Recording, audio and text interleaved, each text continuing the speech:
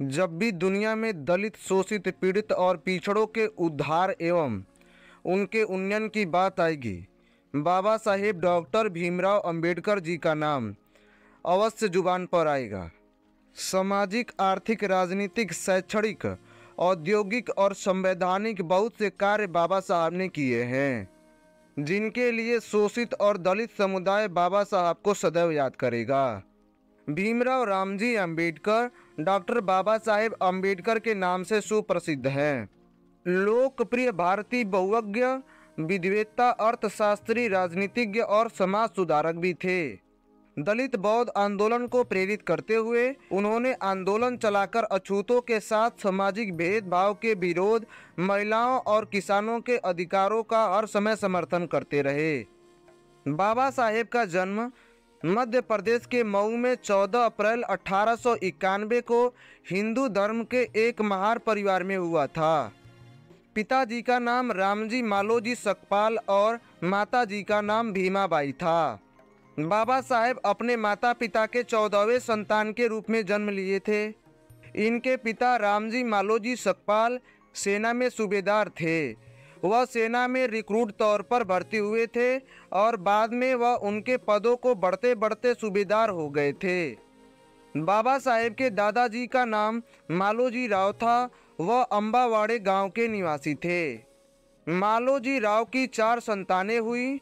रामजी मालोजी सकपाल चतुर्थ संतान के रूप में थे। रामजी सकपाल की बड़ी बहन, जिनका नाम मीराबाई पंगू था, सेना में नौकरी के वजह से अम्बावाड़े गांव के साथ इस परिवार का संबंध ना के बराबर रहा।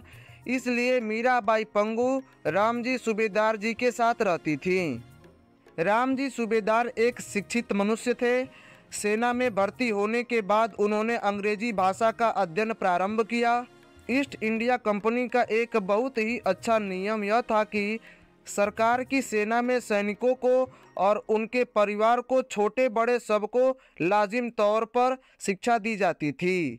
बाबा साहब के दादाजी यानी मालोजी सकपाल की मृत्यु के बाद मीराबाई पंगू, जो बाबा साहब की बुआ थी, वह परिवार के सबसे बड़ी थीं। वह शांत और गंभीर स्वभाव की समझदार स्त्री थीं। परिवार में सभी छोटे बड़े उनकी इज्जत किया करते थे। बाबा साहेब की माता भीमाबाई और बुआ मीराबाई पंगू बाबा साहब को प्यार से भिवा कहकर पुकारती थीं।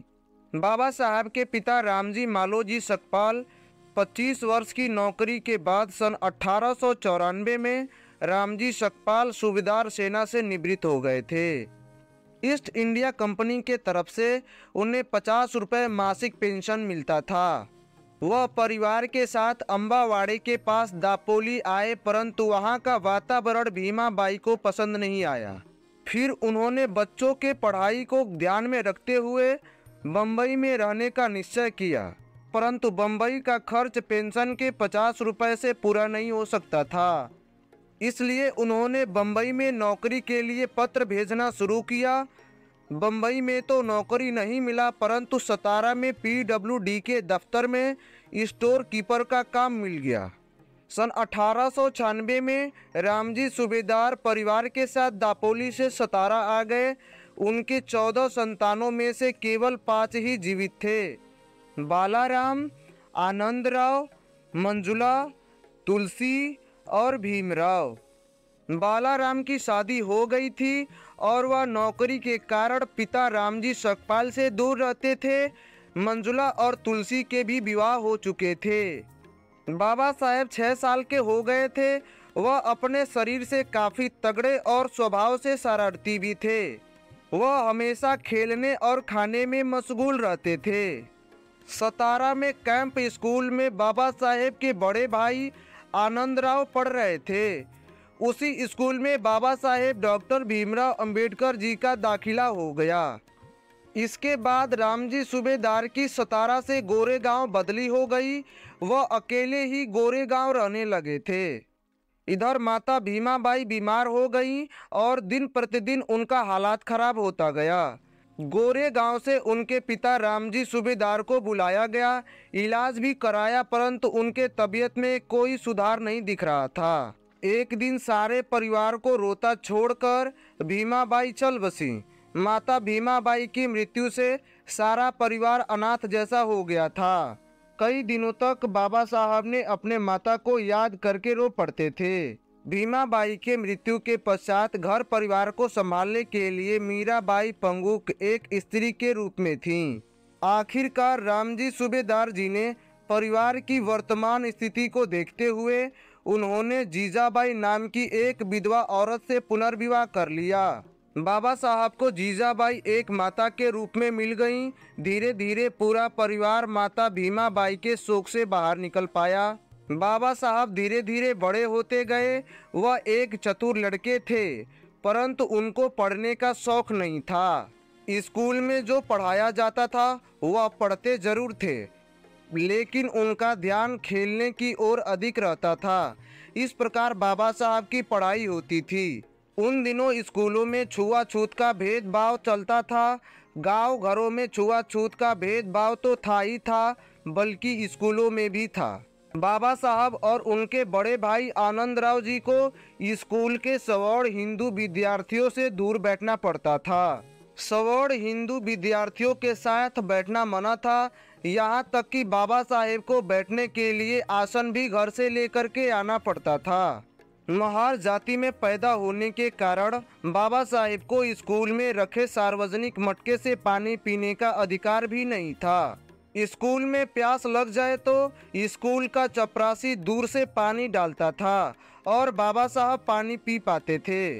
जिस दिन स्कूल का चपरासी किसी कारणवश स्कूल नहीं आता था, उस दिन बाबा साहेब को पूरे दिन प्यासे ही रहना पड़ता था। ऐसा कई बार होता रहा है। दोस्तों, बाबा साहब की ही देन है कि आज हम किसी भी सार्वजनिक कुओं और नलों से पानी पी सकते हैं। आज हम सभी किसी भी स्कूलों में सवर्ण हिंदू विद्यार्थियों के साथ बैठ पा रहे हैं। स्कूलों में हम सभी सार्वजनिक नल से पानी पी पाते हैं। उस समय के स्कूलों में केवल सवर्ण हिंदू शिक्षक ही पढ़ाते थे और केवल सवर्ण हिंदू विद्यार्थी ही शिक्षा को ग्रहण करते थे। आज देखिए, सभी स्कूलों और कॉलेजों में सभी समुदाय के लोग पढ़ते और पढ़ाते हैं। एक समय की बात है जब बाबा साहेब शिक्षक के रूप में एक कॉलेज में पढ़ाने गए। वहाँ के सवर्ण हिंदू विद्यार्थियों ने पढ़ने से मना कर दिए। उनका कहना था कि एक महार जाति के शिक्षक के साथ हम नहीं पढ़ेंगे। हम सभी सवर्ण हिंदू हैं। अगर ये हम लोगों को छू लेंगे तो हम अशुद्ध या अपवित्र हो जाएंगे। दोस्तों, बाबा साहब की देन है कि आज हम सभी एक सवर्ण हिंदू शिक्षक से पढ़ सकते हैं और एक अछूत या दलित शिक्षक सवर्ण हिंदू विद्यार्थियों को पढ़ाते हैं।